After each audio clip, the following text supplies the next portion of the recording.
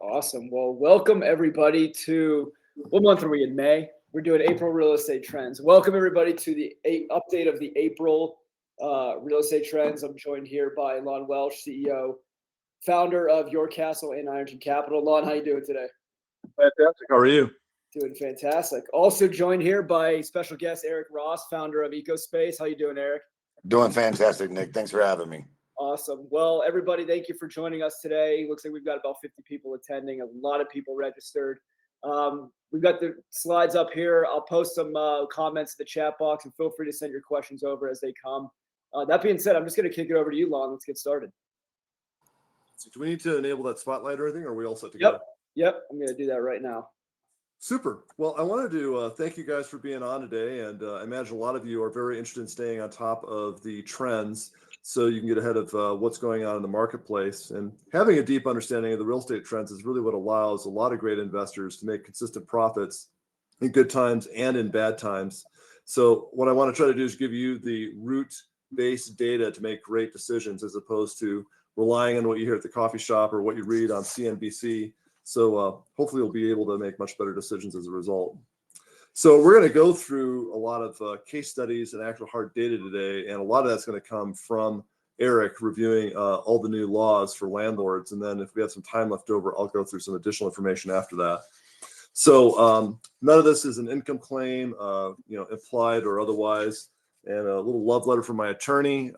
We're going to provide a lot of information to you today. None of this is to be construed as an offer to invest in any of our investments. If you have interest, we will send the information to you that you need to fully evaluate an offer. There's lots of forward-looking statements about what's going to happen in the market. Those are based on our expertise, our best judgment, experts that we've interviewed, but of course, don't arrive at your own decisions before you make any investments of your own. So your results are up to you, and I can't predict them. So the team at Ironton is myself, Vital, and Brent. We all have over 20 years of experience. And then I'm going to let Eric do a quick introduction for himself here when I turn it over to him, but he's just about the same amount of time in the industry as all of us are. So the fastest and most predictable way to financial security and growth is passive investing, either having someone like Eric manage your investments or having us help you out with passive investments. And once you do that, then you're well on your way to true financial freedom. So I want to turn this over to Eric so he can do a quick intro. Here we are. Eric, do you want to do a quick intro and then tell us a little bit about your background, and then tell us about all the legislation that's going on? Absolutely. Thanks, Lon and Nick. So Eric Ross founded EcoSpace Property Management in 2021. 17 years managing here in the Denver market. I've worked with Lon and a number of the folks on the webinar that I've seen today. So if you're a client or former client, hi, great to see you. We stay on top of this legislative change every year. When they go into session, starts the stress. And as we're wrapping up, this year has been a lot less active than it was last year, but no less impactful. So we're a full service property management company. We have about 950 doors under management currently throughout the entire metro, across all asset classes, single family, condo, townhouse, multifamily, and commercial. So if we can be of service, please do let us know. So what's the Colorado legislature been up to lately? Screwing everything up for us landlords. So 2023, we had 9 significant laws come out. If you were on the last webinar, we covered them. Greg Parham and I have done a number of classes on these.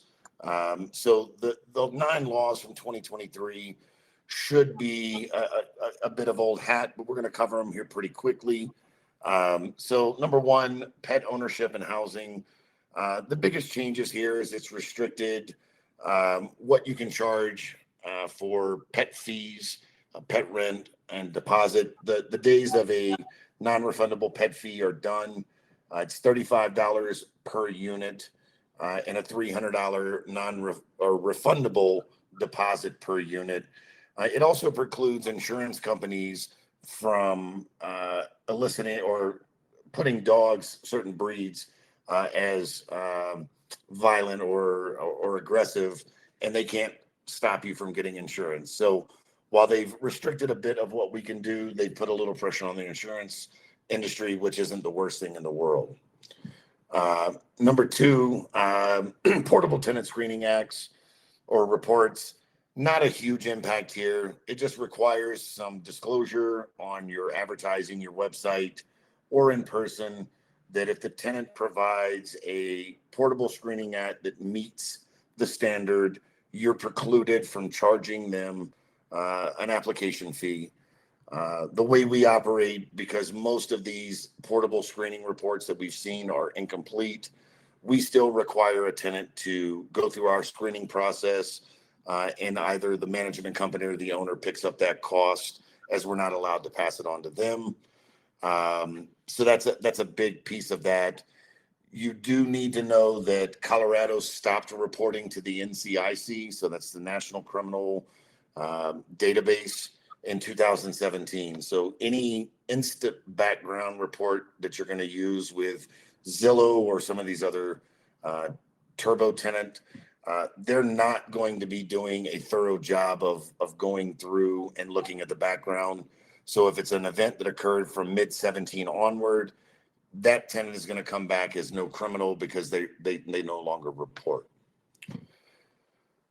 Prohibited provisions and rental agreements. The big part here is the waiver of a jury trial, except in the case of possession, the waiver of a right to bring or join a class action lawsuit. One of our good friends down at the legislature is an attorney. He is the #1 bringer of class action lawsuits in the state of Colorado, and sponsored this bill, not at all to better himself, but to protect these poor tenants. So that's the biggest part there. In make sure that you've chatted with an attorney and you understand what clauses can no longer be in the lease. Number 4, eviction protections for residential tenants. This is really around slowing and complicating the legal eviction process. The biggest part here is if a tenant receives SSI, supplemental income, SSDI, disability income, or cash from Colorado Works and TANF, the tenant is entitled to mediation. We've done a couple of dozen mediations at this point. It has had zero effect on the outcome. At the end of the day, it just slows the process. And if we do get a judgment against the tenant who does receive these types of assistance, the writ of restitution, which is the legal instrument, in order to get the sheriff over, is delayed from 7 days to 30 days. Number 5, remote participation in evictions, a carryover from the COVID era. It just allows tenants to elect to show up virtually instead of showing up in person, and should be a barrier or remove a barrier to them, at least being there. And it's kind of nice we don't have to actually see them in court. Absolutely. Oops. Did you want me to go to the next one yet? Yes, sir. All set there. All right. Habitability of residential residences. So 2023, they made an update to the habitability law. We'll talk a little bit here in a bit about the rewrite of the habitability law in 2024. The biggest thing is that it has to do around moisture and mold, as well as what happens in a public health or emergency, i.e. the Marshall fires. My recommendation is, if you're not with a property management company, you're self-managing, if a tenant starts to use the words habitability, seek legal advice. It's a big deal, and especially with the new passage of SB 094, you really want to be able to understand what's going on and protect yourselves. Number 7, illegal drug labs, very similar to sales. If there was a drug lab, there's requirements for remediation. So nothing crazy there for the folks that have been in real estate and have dealt with meth along the way. If there's something there, you've got to go through those processes again. SB 23-184. This was a big change in the way we qualify tenants. And so it has capped the income qualification to 2 times rent gross income. And it doesn't allow us to check a subsidized tenant's credit or use any of the information on their credit report to deny them housing.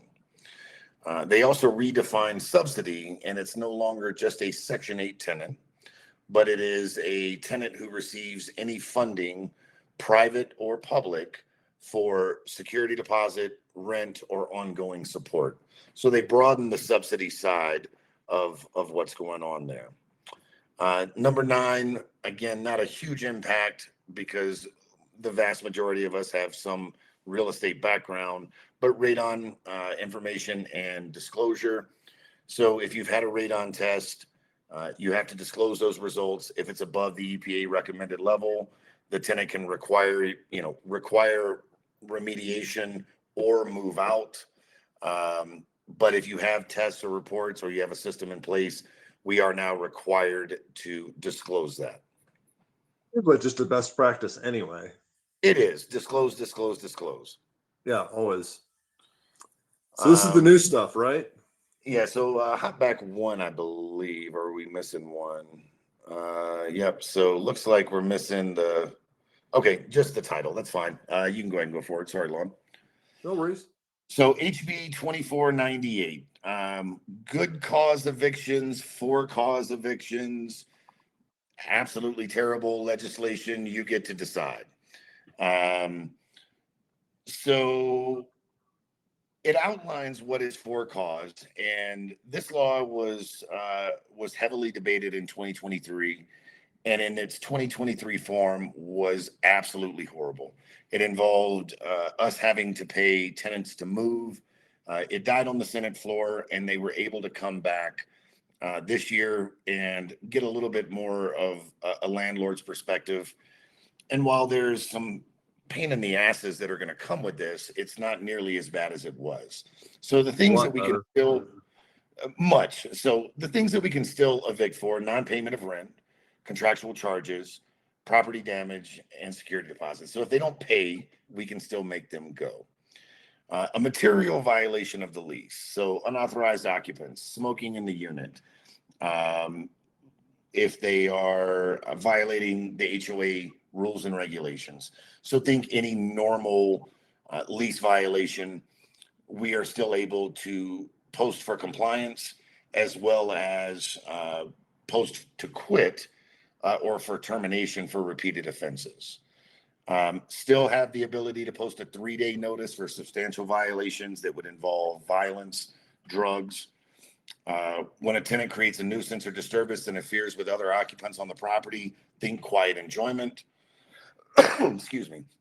And then when a tenant is negligently damaging the property, and that may also qualify as a substantial violation. There's some stuff here from our attorneys. There are some additional steps that have to be taken. I would highly recommend, if you're not working with a PM and you don't want to work with a PM, have a good attorney that's going to help you through this process. Yeah, it'd be essential at this point. Hey, Eric, we've got 2 questions, but I don't want to interrupt your thoughts. Yeah, no, that's absolutely fine. Okay, it's before this slide. Somebody's asking, what's the EPA EPA? level? Yep, EPA recommended level for radon. I can look it up. 4, it's I think. 4.1 I think it's MLL. 4.1. And then Ed said, hi, Ed, good to see you, buddy. Private subsidy still must be an organization, not just mom and dad. That is correct. Thank you, Shana, for the 4 per liter. And anything that is into law from 2024. So, Randy, this is HB 1098. This came into effect on April 19th when the governor signed it, as well as SB 24094, which we'll cover here in a bit, ever so briefly, as we're still getting some legal clarification. If you really want to confuse yourself, go read SB 24094. I'm pretty good at reading these, and I don't understand how we're going to do it. So we're waiting on the smarter attorneys to tell us. So I think we're good there, Mr. Welsh.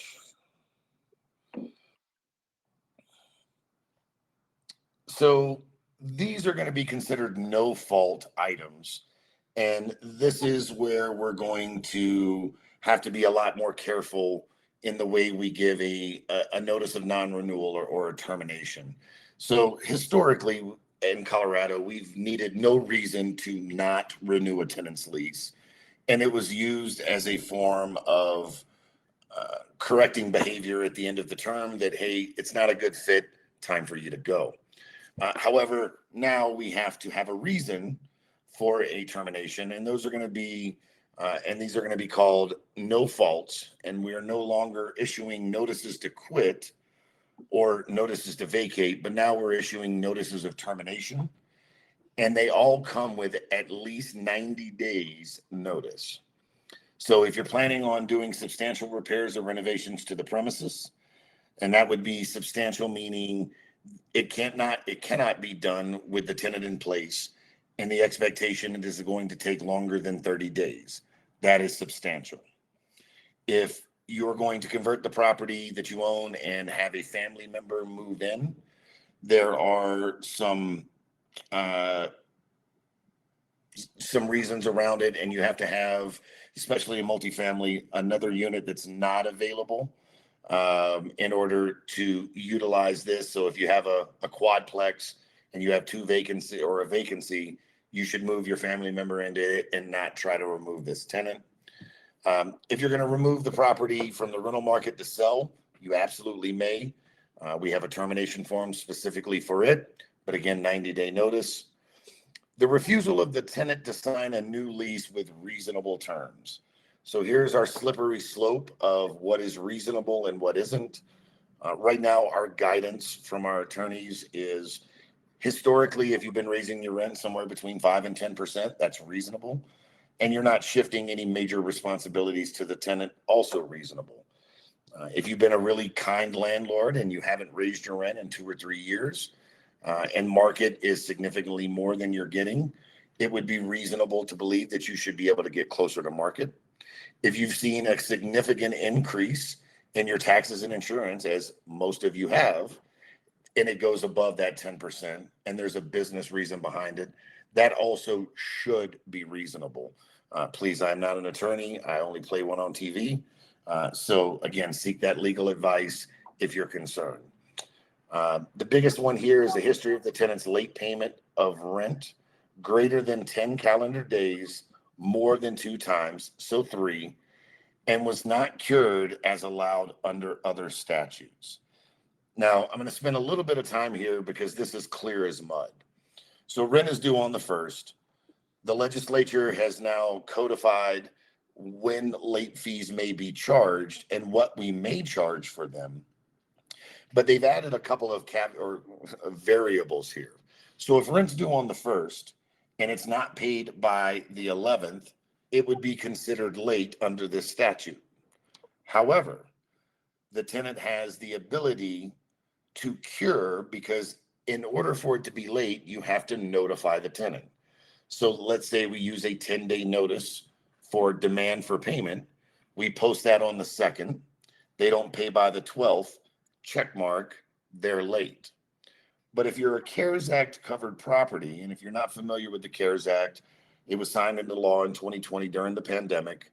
And in 2023, the Colorado Supreme Court ruled that in Colorado, although the eviction moratorium did expire, the notice period did not, and they were not going to do Congress's job and create an expiration for it. So if you're a CARES Act covered property, that means you have a federally backed mortgage, Fannie, Freddie, FHA, VA. There's some other things around that. Or if you have a CARES Act covered individual, someone who receives federal standard or federal subsidy, they're a CARES Act covered individual. They get a 30-day notice to pay or quit.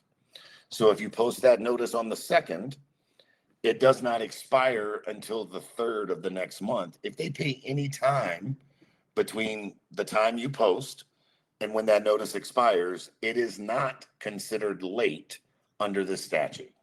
I know, clear as mud. Jeez. I've got a question from Lynn here. Yep. Terms and contract don't cover due date, question mark. It does. So again, I'm not an attorney, but we have rent is due on the 1st. So anytime after the first, you may post a demand for payment, and those are that begins the clock. But in order for this to be considered late under this statute, you have to give the tenant notice, which is your demand for payment. So yes, the terms in the contract cover the due date, and it says rent is due on the first, and if not received by midnight on the first, it is considered late. That starts the process.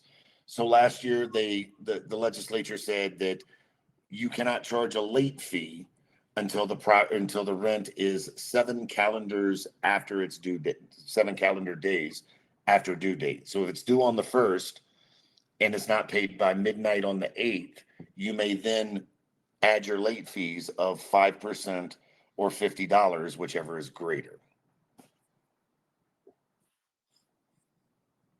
A lot going on here, I know. Hey, Eric, can you remind us? I think this is on the subsidy portion. What is TANF? It's I can't recall so it's a local subsidy program within Colorado, and I don't recall the acronym, but typically they cover food stamps, which is not covered under the statute, but they also give what they call Colorado cash from Colorado Works. Thank you, Brittany. I just did a quick search. It sounds like it's welfare. So it stands for Temporary Assistance for Needy Families. Yeah, Federal Stephen and Brittany jumped in there, so thanks so much. Oh, okay, gotcha. Thank you, Lynn. Thank you. So she could answer all these questions for us, probably. So the legislation also introduces new rules for how notices and demands are posted. They must clearly state the lease violation, the eviction reason, and the deadline for compliance or vacating.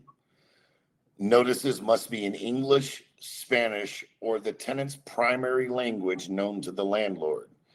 So if your tenant speaks Swahili, you will be posting this demand in Swahili. Okay. They also must be, I know. They also must be served by handing a copy to the tenant or a member of their family over 15. And normally we would knock on the door very lightly. If they didn't answer, we'd tape it on the door, and that was considered proper service. Now we have to attempt to post on 2 different days before we can post on the second day on the door in a conspicuous area. So it again creates an additional barrier and an additional cost to posting. Sign language too, Hoy. That's a great question. I don't know how to do that. Warranty of habitability.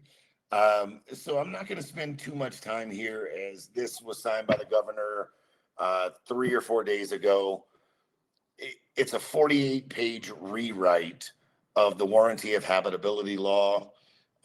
It was done in a very poor fashion in most of our opinions. They did not have landlords at the table. So in 2008, when they rewrote the warranty of habitability law that went into effect that we're all used to, it took about 9 months of tenant advocates and landlord advocates at the table, actually negotiating as to what makes sense. And this was drafted in about 4 weeks. And if you can get through the absolutely abomination that is, you'll see that a lot of this will be amended, as it is extremely contradictory, and we're not sure how to implement this. But the biggest part of this is it does set timeframes once you've been notified of a habitability issue. It does require and mandate landlords to address these promptly, creating a presumption of negligence if the issue persists after notice, which is a challenge. Defining when landlords are deemed aware, so constructive notice versus actual notice. Requiring landlords to provide alternative housing for up to 60 days during the process of repairs. Mandating that landlords keep records of tenant claims and actions, which if you're a good landlord, you've got those records so that when we do go to court and they claim it, we have the receipts. Establishing entry procedures for landlords addressing the issue and tenants' rights to deny entry, which is one of the biggest challenges here, because essentially a tenant can, under its current form, allow or deny you entry and then say you haven't fixed it. So I expect there to be some legal challenges, and I expect there to be some amendments and clarification around this. Clarifying what conditions are deemed uninhabitable, and presuming certain conditions are harmful to tenant life, health, and safety, which is why it came into effect immediately. And then modifying tenant remedies and access procedures and claims against landlords. So opening up that target a little bit wider on us landlords' backs. Obviously, with our legal guidance, we handle quote unquote habitability claims fairly regularly, which turn out not to be truly habitability, but a tenant's attempt to game the system. Again, if you're a private landlord, you're not working with a company, and a tenant uses the word habitability, seek advice and make sure you're following these. And there we're back to the fun new laws from the last time. And if there's any other questions, I'm happy to help. Otherwise, Lon, if you want to jump back in, and if there's some time at the end, I'm happy to go through any additional questions that come up. We've got another question, a comment and a question. Ed saying, seems like we should all find out what, if any, coverage our insurance, our property insurance offers for habitability claims. Any Certainly. comments? Yep. So with that, there's going to be things for loss of use that may help offset the cost of putting tenant in additional or alternative housing. So absolutely reach out to your insurance. We have another one, a couple questions rolling in. If an existing Section 8 one-year lease is structured to automatically revert to a periodic tenancy upon the renewal date, is that agreement still valid under the new law, such that at any point in the future, with 90 days notice, a tenant can be asked to vacate due to legitimate intent to sell the property? Great question, Lynette, and absolutely correct. So 90 days is the key. Proper service is the key with the intent to sell. The caveat that's in that part of the statute is that it must be off the rental market for 90 days. Yep. I don't have any great insurance recommendations. I'm sure Lon may have folks that he likes and other folks here. So I don't really have a good insurance recommendation. Joanne, review pet deposit. Right. So per pet or per unit. The statute is unclear. So we have taken the conservative approach of per unit. As a third-party property manager, the target on my back is slightly larger than most because they have both the real estate commission route to file a complaint, as well as the remedies provided for in some of these laws.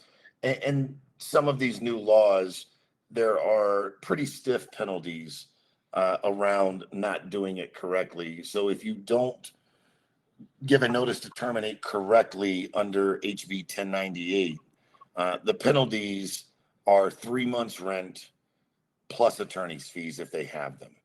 So it's imperative that you, if you're managing privately, understand how these need to be applied, seek that legal advice, or reach out to a property manager.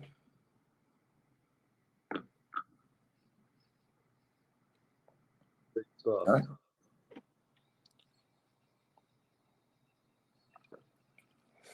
How are we doing on questions, Nick? Do we get them all? I can't Yeah, see the question flow. Yeah, that's Okay. everything. Yep. Eric, wow. Thank you for that. No one thanks me for that, Lon. Well, I'll run through a couple trends, and Nick, just definitely interrupt me as I can't see the question flow since I've got the spotlight mode on here. But I'll answer questions as we go. Here's a little update over the last 15 years or so on the number of new apartments getting delivered in Denver and what our forward pipeline looks like. So you can see we've got about 40,000 units under construction across Denver and Boulder. There's like 300,000 units in total. So that's a really big increase in the number of units. There's going to be the maximum point of the deliveries, assuming contractors stay mostly on time, will be late this year, early next year. So we're going to expect the vacancy rate is going to go up quite a bit. Now, that's the blended rate across Class A, B, and C. All these units being delivered, of course, are Class A in Rhino or downtown or really posh locations where, most of the stuff that I own, the stuff that Eric manages, the people on this call, most of us just own C-class properties in Aurora or Littleton or not in Rhino. So this won't impact us nearly as much as it will the people who are in downtown Denver, but there'll still be some knock-on effect. You might have to offer a little bit more in concessions. I don't think we're going to have a lot of power to raise rents. There's just a lot of really beautiful new units all coming out at the same time. Hey, Lon, on that, I wanted to make sure I understood that. So this chart's projecting that we're going to have 15% vacancy in Rhino in Q1 of next year. So Real Capital Solutions, our source on this slide, thinks the composite vacancy on the entire market will be 15. That seems a little high to me. Okay. I think it will be, 10 or 11. I don't know about 15. I think that some of these projects aren't going to deliver as fast as they think. So while they think the spike in deliveries will be fourth quarter this year, early next year, I think it's going to get smeared out over the next 9 months, and that curve will be a little more gentle. Okay. Now, is this blended across all asset classes, or are we specific? Yeah, this is everything. This is A, Okay. B, and C all blended together. So, the Class A product downtown, I mean, they might be looking at 25% vacancy as opposed to C class out in Aurora. Eric, what's our vacancy rate out in Aurora right now? Like 6 or 8? Yeah, so I'm running portfolio wide about 5.7 to 6. Yeah. If you're in the truly workforce housing, we don't have a problem filling those. That's a little bit on the lower side. Okay. So, I mean, Eric, what's your take on how all these fancy new apartment buildings will impact you day to day? I'm not afraid. And my investors that I work with that have that B- to C+ asset class across the metro, at the end of the day, I don't think there's going to be enough economic lift from those tenants looking to go to the Bs and the Bs to the A. I think if you're sitting in that AA class asset in downtown and some of the other areas where the growth is occurring, it may be challenging. Of the 900 doors that I have, I probably only have about 40 or 50 that would be competing with these. So my day-to-day impact, and for the vast majority of my clients, I don't expect to be as impactful. That's probably right. So I think you're going to see some additional capacity additions on the long-term rental side. So we've had a lot of owners being handcuffed with these super duper low mortgage interest rates. They refinanced in 2021 at 3 or 3.5%, and then they got transferred to Texas, and they're financially strong enough that they were able to buy a new house in Texas and still keep their old house in Denver. So what do they do with it? I can't prove it for sure, but I would wager that like a third, maybe 40% of those units left behind got put into the short-term rental pool, and the rest got put into the long-term rental pool. And there's a lot of surplus additional capacity on short-term rentals. And what that's meant is that for those of us with short-term rentals that were not as strong, it's just a knife fight trying to get occupancy, and you have no rental power at all. So my estimation is that many of these new entrants on the short-term rental side are going to decide over the next year or two, either they're going to convert it to a long-term rental and they'll call Eric to manage it, or they're just going to sell it saying, I'm in Texas, I'm tired of dealing with all this nonsense, I'm done with it. So the ones that come into the long-term rental pool, that'll be additional capacity that we'll have to absorb in the market. And that, for the most part, is the type of stuff that the people on this webinar do have to deal with it. Now, will it be enough units that it really moves the dial a lot that you notice a lot? I don't think it's going to be nearly as painful as the guy that owns an A quality building downtown. But I do think it's going to dilute our ability to raise rents probably over the next 12 to 18 months. Does that make sense? That makes sense. And Susan is asking, do you see the same knife fights in the midterm furnished rental market? For like the midterm, like 31 to 90 days. Yeah. I think that you will not see it to be as dramatic because I don't think most people who are new to being a landlord understand that there's a medium term rental market or how to go about renting them.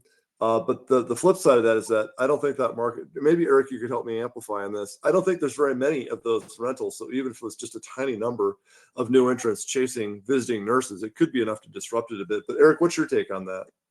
I don't manage a ton. I have one currently that would fall into that category. There's more out there than I thought there were, and there's actually a larger market for it than I would have expected given just the overall healthcare presence in Colorado. But I have no data to say, are we decreasing, increasing supply, or are days on market going up? I just don't have the data. Say, what I can tell you is I own one 7-bedroom house. 2 of my kids live in it, and then the other 5 bedrooms we rent them out just by the bedroom. And most of those are medium term. They're 2 months to 10 months sort of lease periods. And I'm amazed because it's an okay property. It's not stunning, but we get almost $1,000 a bedroom. And they're an amazingly interesting variety of people. I was expecting visiting nurses, and we've had a few of those. But there's all sorts of medical people who are not nurses that go and I want to go live in Colorado for 3 months for the summer and have a really good time on my mountain bike, and I'm going to get a job working as a lab tech. And there's jobs like that. And there's a lot of people at Denver University that are doing a research study as a PhD student. They need to be here for 1 term. Whatever all these different changes are that we're talking about in the market, I can tell you that on the per room demand, like we post something that we have available and we've got like 16 guys like within a half an hour saying, I want the room. We always have the pick of the litter. I don't know if that's just because we're in a good location or what, but there seems to be lots of demand there if you're willing to put up the headache of it. Long answer to a short question. Yeah, and you're getting another question here. Where do you advertise that property? And Airbnb. Property furnished. It is furnished. Yeah. So it's furnished. And we actually have a cleaning crew that goes in there once a week to clean the bathrooms and stuff so that it's not a hotel by any means, but it's not like you're just on your own. And, you've got a kitchen that's really well supplied with pots and pans and all the stuff you'd need to cook. Furnished Finder is another pretty popular site that's utilized. Yeah. That's great too, I imagine. I'll add to that. Furnished Finder is great. It's, what I used to use. I had a medium term rental property until I sold it. I did Facebook Marketplace a bunch. I mean, you get a lot of, you got to filter through a lot of the BS of people reaching out to you there, to be quite honest, sending you generic messages. But I was able to find a lot of tenants through Facebook Marketplace. Not only just Facebook Marketplace, but there's a lot of Denver roommates pages as well that you can post on. So, basically, if you cast wide enough net, you'll probably land on somebody. Yeah, I'm surprised this per room thing, how well it actually worked out. So overall, this is the page here, Lon, that is the best pitch for me, sir. Let's talk about it. Yeah, exactly. So net, I think we're going to have some concession problems on the high end, probably not so much on the low end. I think rents are going to be stable to maybe down a little. I do think it's going to take a little longer to fill properties than it did in the past. The exception to that might be single families. Eric, would it be accurate to say there's a shortage of single family rentals relative to demand still? Absolutely. And that is directly from these items here and typical, landlords or accidental landlords not wanting to deal with these headwinds. So yes, there is a shortage. And I think it's going to get worse. I don't see how this gets better. Unfortunately, I think this pack of 23 laws or whatever it all adds up to over the last 3 years is going to have the net effect of a lot less of the mom and pop landlord being willing to put up with this. I mean, we could list this for sale and there's an owner occupant that's going to buy it tomorrow morning At some point, there's better options. You could invest it with Ironton Capital, for example. All right. What's going on with pricing per unit? It's gone down a bit on the multifamily. So if you look at 5 units and up, and there's not a lot of sales volume in this chart, so you've got to be a little careful. But if you take a look at dollar per unit on 5-unit buildings and up, we hit bottom dead center in 2010 at $55,000 a door. We got to a peak in 21 when interest rates were really, really cheap at nearly $300,000 a door. And recently things are trading at like $160 a door. So I don't think the actual reduction in values is as exaggerated as this would make you think that it is, but it is definitely down a fair bit. If you take a look at the 2 to 4 units, they're down just a small amount, but not nearly as much. And you can see the unit counts are off quite a bit since the interest rates went up. There's just fewer transactions getting done. No surprise probably to anybody there. So we went through the legislation. We talked about that. Headwinds we talked about. I guess that's it. That's my key stuff I had for this. Let's just kind of open it up for Q&A. Can you take me off of the highlight mode there, Nick, so I can see the question flow with you guys? Yep. Yeah, everybody. So we have 6:40. We've got about 20 minutes. So feel free to fire away any questions that you have. We'll get them answered for you. Yep.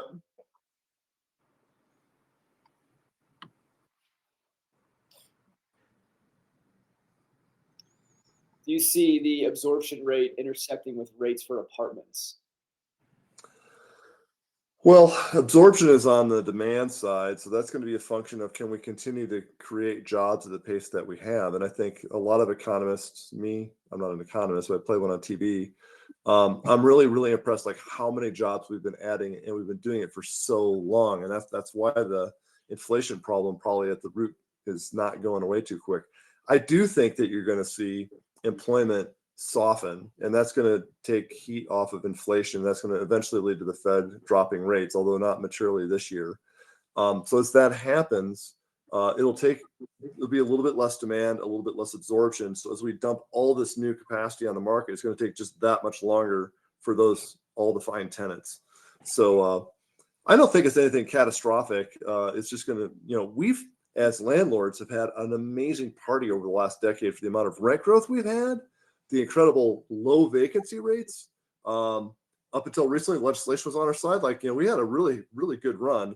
It's not a particular surprise that we've got like 40,000 units in queue because everybody on Wall Street says, I want to take advantage of this great market. So they'll screw it up for us for 2 or 3 years, but then it'll be good again after that, probably. And does this new legislation and all of the 2023 laws affect single-family rentals the same? Absolutely, they do. There are a number of carve-outs. If you own or operate less than, I think it's 4 or less rentals, there are some carve-outs for it. But as a rule, yes, they affect single-family rentals all the same. Ultimately, I expect this to drive a lot of landlords out of the business and to go to passive investing. I had lunch with a guy today who's got a friend group that across like 15 guys, they had 450 units 4 years ago, and they're down to 150 now, and they're going to be 0 in another 18 months. Yeah, and I hear this story at least once a week. Yeah, it's happening a lot.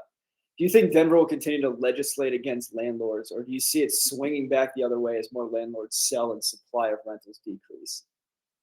That is a great question. And I'd love to get Eric's take on this as well. I don't know if there's a lot of legislative precedent in other states like New York and California that once something that's been passed that it's ever been revoked. I suspect it's kind of like the Roach Motel. There's like a one-way door on this.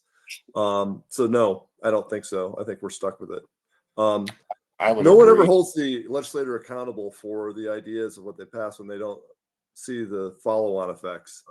St. Paul, Minnesota, which the other half of Minneapolis, St. Paul, had some rent control restrictions that they passed a couple of years back. And like within days, like all the lights were out on development, all the developments underway that could be canceled were canceled. And like now there's nowhere to live in St. Paul, Minnesota because of these really great rent control ideas that their, local city council had. I don't know if they're in any rush to fix it. Interesting but they won't fix it. But Eric, what do you think? I would have to agree. I think we may see the municipalities I think they're going to feel the squeeze, Denver specifically, and they may try to give some incentive to landlords as they start to see that supply dwindle. All of these laws have been based on the predication of we want to give more affordable housing to tenants, safer housing, and they have the absolute opposite effect, as not a single one of these yahoos went to economics class. So maybe Denver, maybe some of the other municipalities start to relax some of this or put an incentive in place, but it's going to be a challenge. Like if we had a product that didn't have an easy substitute, let's pretend like we were all talking about industrial space today, and that all these new industrial space regulations have been passed. The landlords would be in a much different position because it's not like there's somebody else they could sell the industrial space to exit out to take capacity out of the system. So you just would have to deal with it. As opposed to here, like it's a very fungible asset. Like there's no reason why I can't take this house and sell it to an owner occupant the next time the lease comes up. And that's one of the carve outs in the rules. You've actually kind of almost given me that as my only option out of this. So I guess that's what I'll do. I'll just sell it. It is an incentive to do such. Absolutely, Lon. Yeah, absolutely. It'll drive a lot of listings for our agents on the call. Yeah. Kind of a broad question here. What is your opinion on investing in a fourplex? If you can find a situation where, broadly speaking, you need to have your cap rate be about a point or ideally like a point and a half higher than your interest rate. So the cap rate, just if you guys haven't talked about that recently, is if you take your rents minus the vacancy allowance, minus a reserve for property management, maintenance, and your direct costs like insurance and HOA fees, taxes, that gets you to net operating income. So if you paid cash and you didn't have a mortgage, that'd be your cash flow, right? If you take that net operating income, divide it into your purchase price, that's the cap rate. So if you pay cash, that's your simple cash on cash return. So currently, you're going to be borrowing at about 7.5. So you would need to have a cap rate at an 8.5 or a 9 cap. And if you can find a property like that, it'll cash flow a reasonable amount. So if you're able to find one like that, I'd say you should definitely buy it. I'm just personally not seeing anything like that on the market at the moment. Now, the interest rates will eventually decline. I don't think it's going to be this year. I think it's probably about a year out. So if you can't find it currently, and that's like a passion of yours long-term, I wouldn't give up on the dream. Just be realistic and be patient. The market will change in your favor eventually. Yeah. Are the rent laws similar to the builder defect laws that came about a decade ago? Well, in that they're going to have a massive unintended effect. Yes. I could not have said that better. You mean we haven't had any condos on the market for so long now? We haven't built very many of them, and they've really been few and far between, and that's not going to change anytime soon. There was actually a couple different pieces of legislation in front of the Senate this year to try to reform, and they didn't get any of those passed, unfortunately. Nationally, $1.5 trillion of commercial debt is resetting in the next 3 years, a lot of it being multifamily. Do you have a sense of the scale of how much Denver metro multifamily owners will be facing refinancing in the next 1 to 3 years? I haven't seen a stat on that, but Denver metro population-wise is about 1% of the entire U.S. So whenever you see a stat like that, if you take 1% of it, that's usually not a bad proxy for the Denver metro area. So that'd be $15 billion. So that's quite a lot of money, right? So if you think that, a relatively large institutional class product would be, say, 50 million of debt with a valuation of $80 million, that's 20, 30. That's at least 30 institutional class properties, which is a lot. And if they're downtown or in Rhino, yeah, with all this new competition coming up, it's going to be an unpleasant story. Do you think the Denver licensing laws will also force selling due to the green requirements? Brittany owns a lovely 1895 Victorian triplex that is as energy efficient as a tent. If I have to make that green, I will have to sell. Oh God, Brittany, I can relate to this. So I used to own this office building at Yale and I-25. So some of you guys know where your Castle Real Estate's office is. It's the office building on Locust. So I used to own that. Great building. It was always full. Cash flowed great. And one of the reasons why I sold it was exactly because of this, because it's not all that energy efficient. Although we did put new windows in, it's still nowhere close to what they're going to want. And eventually they're going to want us to take out the gas furnaces and replace them with electric heat pumps. Like, you know what? I'm just not going to deal with this. So I sold it about 2 years ago, and honestly, I'm glad I don't have to worry about it. No longer my problem. So anyway, Brittany, I think that what you're going to see happen is that they're going to want to say they're going to want people to retrofit, and there's going to be such an uproar and such a backlash, because you're not the only person that has got a tent. And whoever votes for that in city council get voted out of office, and some of the people who put them out of office will run on a campaign of like bringing rationality back to some of these rules. So I don't think it'll hit residential, but I do think it will hit office and maybe industrial. And I would think that along the lines of some of the requirements that were in the early parts of the Denver rental licensing, i.e. the furnace door requirements, the egress windows, the links that they went, they very quickly backed off from the backlash. I would imagine that there's enough landlords in Denver that if they start pushing too hard, I'd like to hope that that's not going to come to fruition. Yeah, interestingly enough, I'm doing a new spec build in Bonnie Bray right now, and I asked the builder to add up the incremental cost of all these new laws we had on the residential side over the last 3 or 4 years. $80,000. So you want to build more affordable homes, you could start by repealing some of those rules. But that's another talk for another day. I'm talking to the wrong choir here. I'm curious, for your input, well, both of your input. As we know, a lot of government legislation tends to have maybe a lot of unintended consequences for the party that it's meant to benefit. So obviously we're stripping away rights from landlords. I'm curious if you're speculating what unintended consequences this could realistically have for tenants with the passing of a lot of these laws. Super easy. So if you own a single family home in Green Valley Ranch, you're put under this scrutiny of these laws. You try to remove a tenant and you miss, it costs you 3 times your rent to pay your penalty. What are you going to do when you get them out? You're going to sell. And so you have 100 of those. Now you've taken 100 doors off the market. Yeah. And do we have 100 less renters looking? Supply and demand says price is going to go up. And so the unintended effect is going to simply be prices are going to be higher. Landlords that stay in the game will make more money. And if you got in the game earlier and you're not buying at today's rates, there's an opportunity there. And so I speak at the Your Castle meeting regularly when I'm invited. And for years, my message has always been, hey, man, it's a great time to be a landlord. And I've gotten to change that recently, which never happens. I get to say it's a great time to be a PM. Yeah. I think it sounds like with all these laws that are passing, there might be some ease of affordability in the short term, but in the next, maybe call it 1 to 2 years, affordability is going to be perhaps maybe even worse than it is now by a lot. I would expect so. Especially with constructions come down on the multifamily and commercial side. So I can only see a world where that's just going to drive tenants, to fighting over the same property, fighting over the same units, which is going to create a massive affordability problem, again, in the Class A market especially, and probably in some of the other classes too. So I think we might have like a short-term solution, but when we look at it from a long-term perspective, it's going to, at the end of the day, it's going to hurt the tenants even more than it's hurting them right now.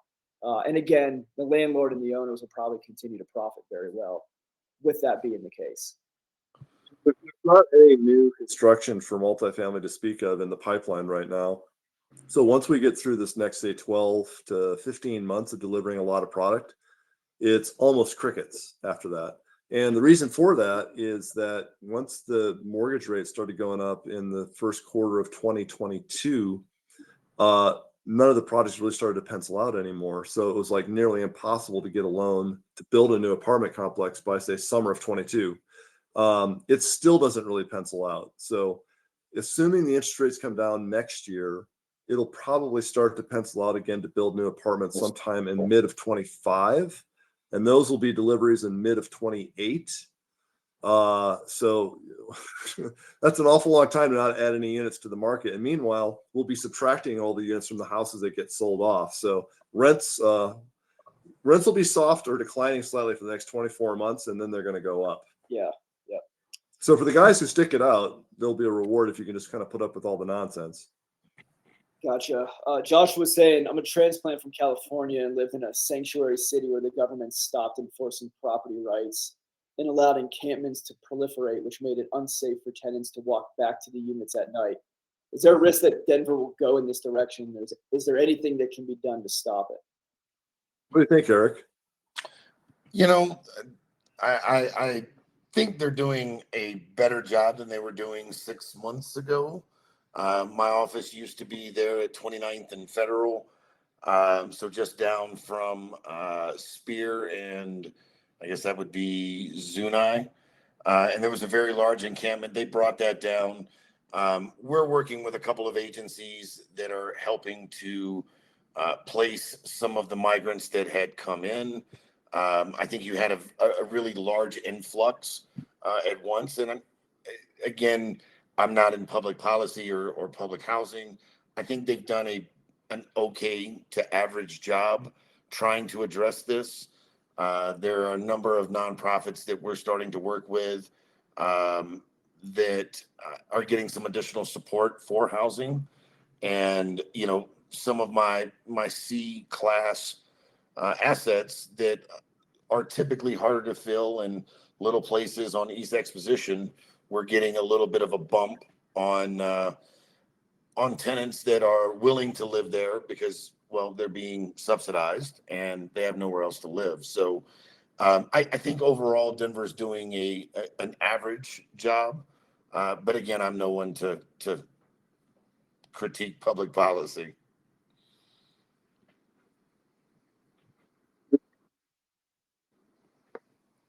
So far. Well, guys, I want to thank you all for joining me after hours to be on this webinar. Eric, thank you so much for compiling and researching and being so knowledgeable on all these laws. It's like incredible to listen to. And you'll all think of like 5 or 6 questions right after we hang up. So feel free to ping Nick or I tomorrow and we'll try to do our best to help you out. And thanks, everybody. Have a great night. Thank you.